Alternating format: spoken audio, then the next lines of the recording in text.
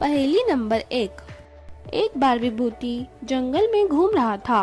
वह अंगूरी को इधर उधर ढूंढ रहा होता है। तभी उसे अंगूरी की आवाज आती है और वह आगे बढ़ता है। उसे अंगूरी दिख जाती है, पर अंगूरी नदी के दूसरे छोर पर है। उसे अंगूरी तक पहुंचने के लिए ये लकड़ियां पार करनी होगी। तो वह लकड़ियों को जल्दी जल्दी पार करने लगता है और लास्ट लकड़ी के पास पहुंच जाता है। ये लकड़ी पार करने के लिए उसे इस लकड़ी पर नंबर गैस करना होगा जो मिसिंग है। उस नंबर को गैस करने के लिए वह और नंबर देखता है और वह समझ जाता है कि इस पर क्या नंबर आएगा। तो दोस्तों, क्या आप बता सकते हैं कि इस पर कौन सा नंबर आएगा?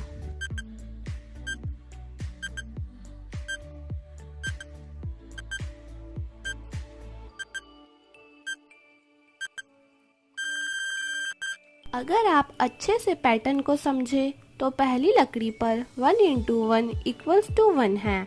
दूसरी लकड़ी पर 2 इंटू 2 इक्वल्स टू 4 है। तीसरी लकड़ी पर 3 इंटू 3 9 है और चौथी लकड़ी पर 4 इंटू 4 16 है। तो फिफ्थ लकड़ी पर 5 इंटू 5 25 होगा। विभूति लकड़ी को पार कर लेता है और अंगूरी तक पहुंच जाता है। तो दोस्तों, क्या आपका भी यही आंसर था? पहेली नंबर 2। एक बार अम्मा जी और अंगूरी फोन पर आपस में बात कर रहे होते हैं। तभी अंगूरी अम्मा जी से कहती है कि अम्मा जी, हमारे यहाँ नए पड़ोसी रहने आए हैं। अम्मा जी कहती हैं, कौन कौन आया है? तो अंगूरी कहती है कि एक लड़की आई है और उसकी मम्मी की लड़की के भाई के पापा की लड़की आई है। तो आप बताओ कौन आया है? अम्मा जी इसका आंसर सोचती हैं और समझ जाती हैं। क्या आप इसका आंसर बता सकते हैं?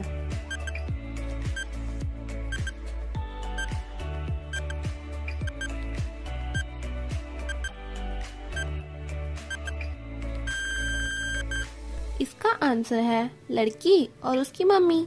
लड़की के मम्मी की लड़की मतलब उसकी मम्मी के भाई के पापा की लड़की मतलब वापस मम्मी। पहेली नंबर 3। तिवारी जी काम से आते हैं और अंगूरी को बोलते हैं, अंगूरी तुम बहुत ही बुद्धू हो। तो अंगूरी कहती है, नहीं, मैं बहुत इंटेलेक्चुअल हूँ। तो तिवारी जी कहते हैं, वो इंटेलेक्चुअल नहीं इंटेलिजेंट होता है पगली। तो भाभी जी कहती हैं, हाँ सही पकड़े हैं, मैं वो हूँ। तिवारी जी कहते हैं, चलो आज तुम साबित करके दिखाओ। मैं तुम्हारा फोन इन 3 अलमारी में से एक अलमारी में छुपाऊंगा। एक अलमारी मेरी है, एक तुम्हारे पापा की है और एक अम्मा जी की है। यह कहकर तिवारी जी अंगूरी का फोन छुपा देते हैं और बोलते हैं कि तुम्हारे पास एक ही मौका है और तुम एक ही अलमारी खोल सकती हो और तुम्हारा हिंट यह है कि 55। अंगूरी ये नंबर अच्छे से सोचती है और फिर समझ जाती है कि इसका आंसर क्या है। अगर आप भी इसका आंसर समझ गए तो कमेंट बॉक्स में बताएं।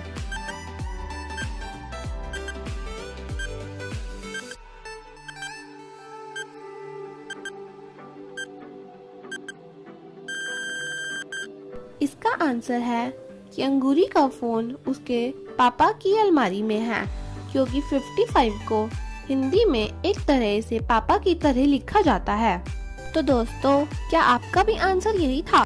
पहेली नंबर 4। एक बार अनीता बाहर से घर आती है और वह देखती है कि विभूति नारायण का खून हुआ है। वह हप्पू सिंह को बुलाती है। हप्पू सिंह वहाँ आता है और अनीता से पूछता है कि तुम कहाँ थी? वो कहती है कि मैं बाहर गार्डन में घूम रही थी। हप्पू सिंह तुरंत ही कॉलोनी के सभी लोगों को बुला लेता है और पूछताछ करता है। मनमोहन तिवारी कहता है कि मैं तो अपनी दुकान पर था। टिल्लू कहता है कि मैं तो घूमने गया हुआ था। मास्टर जी कहते हैं कि मैं तो घर में अकेला था और चेस खेल रहा था। और टीका और मलखान कहते हैं कि हम तो चाय पी रहे थे। इसको सुनते ही हप्पू सिंह समझ जाता है कि खून किसने किया। क्या आप बता सकते हैं कि खून किसने किया?